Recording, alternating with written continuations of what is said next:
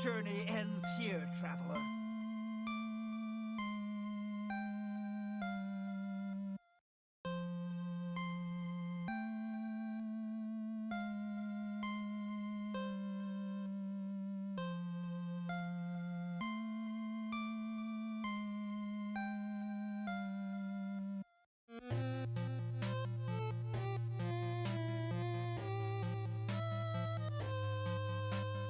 Today, I'm going to talk about something totally unexpected and out of character. Gaming, or more specifically, my deranged gaming habits. I often recommend games to my friends, and I'm very quick to label games as one of my favorites. However, it is surprisingly common that I'm yet to formally finish the games that I recommend. It might be that life gets in the way. Shopping, school, friends, what have you. Or maybe I just have a short attention span. I'm left wondering though as to why I seem so unable to continue playing games that I enjoy. Am I truly as much of a gamer Shrigma-Chad as I think I am? To start off, I will try to comfort myself. There is an argument to be made that not all games are meant to be fully completed. For instance, Minecraft, as with most sandbox games, is very open-ended, and it lacks a definitive end state. Granted, Minecraft has the Ender Dragon and an end credit screen, but I would be hesitant to call it the definitive end of Minecraft.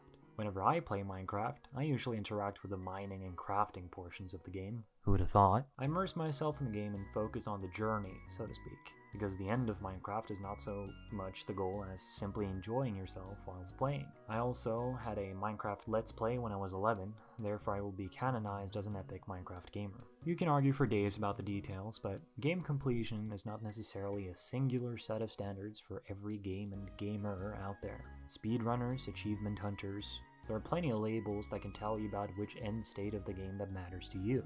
And the impact is huge in terms of how you interact and play the game. Interact and play, wow, great. So, how do I play games? I'm kind of embarrassed by this, and in many ways I'm discrediting myself as an epic gamer, but the game on Steam that I have the most hours played on is Europa Universalis 4, a grand strategy game in which you lead a country from the starting date of 1444 to 1821. As of recording this video, I have about 750 hours in the game. Laughable, again, to many of those who play the game, and these are actually rookie numbers. I'm fresh off the boat, so to speak, when it comes to the EU4 community. I'm yet to get the achievement for finishing or playing through a campaign. Granted, less than 10% of those who have played the game actually have this achievement. I would argue, though, that you can have played enough of EU4 without having played through an entire campaign. It is simple enough to set on max speed and just survive a game, but where's the fun in that? The EU4 community is riddled with achievement hunters, and I would say that it is such a core demographic of the game that a lot of people simply play EU4 more so to flex on the other people that play EU4 more so than anything else. With their insane no-army world conquest Micronesia Sealand run. I do play other games. I also have about 440 hours in Stardew Valley, but how far do you think I've come? I am now truly at my most vulnerable. Don't laugh. Don't laugh at me. I'm not good looking.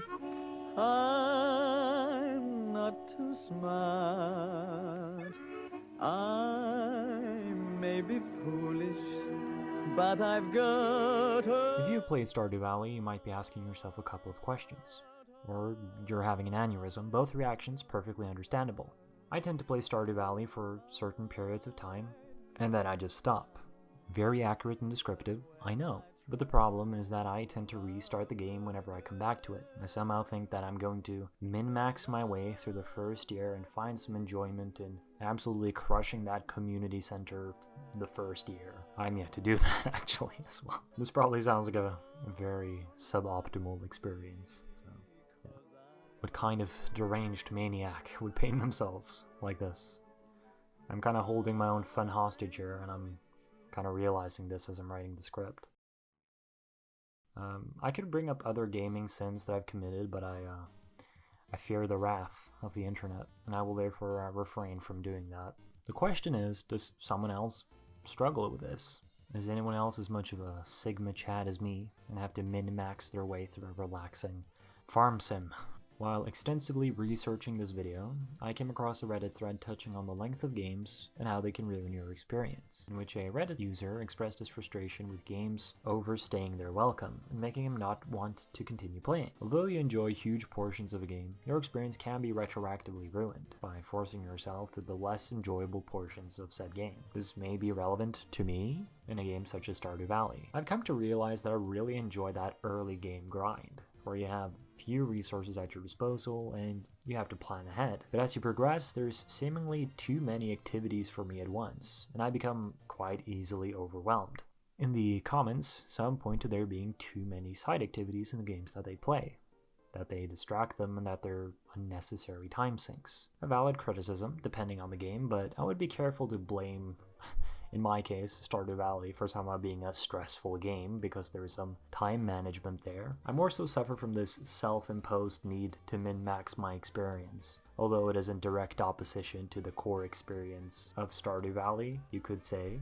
You could of course also disagree with that statement, but it is interesting how I'm able to stress myself out farming turnips, providing the elderly with hot peppers for their knees, and petting sheep. This is strange because I usually have no issue with this in other games, such as Fallout New Vegas, Skyrim, or The Witcher. Good side activities are often supplemental to the rest of the experience, and Stardew Valley is no exception. I'm kind of iffy here with the term side activity, as fishing, mining, farming, socializing, decorating your farm, whatever. All these activities are core aspects of the gameplay. It is actually a perfect game. I just gotta learn how to chill out, and yeah. I love Geronimo Kart.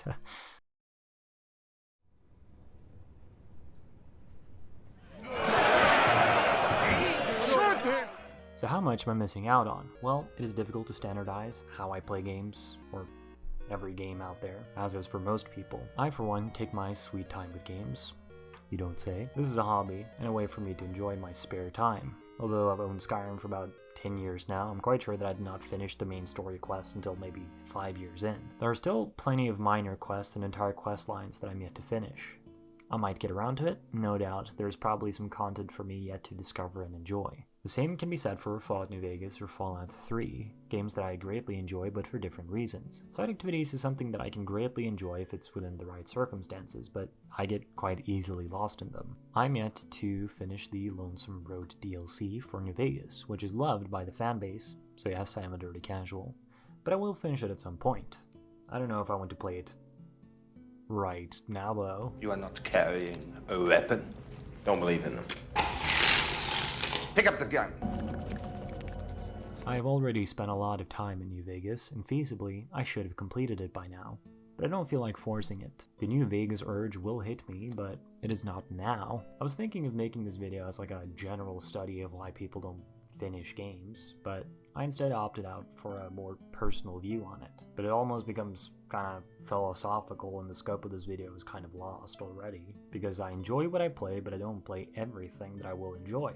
The question for me is, should I keep getting new games on sale if I don't really get all my money's worth, if I don't squeeze out every drop of enjoyment that I can from the games that I own? Undertale, another game that I absolutely love, I have not finished it.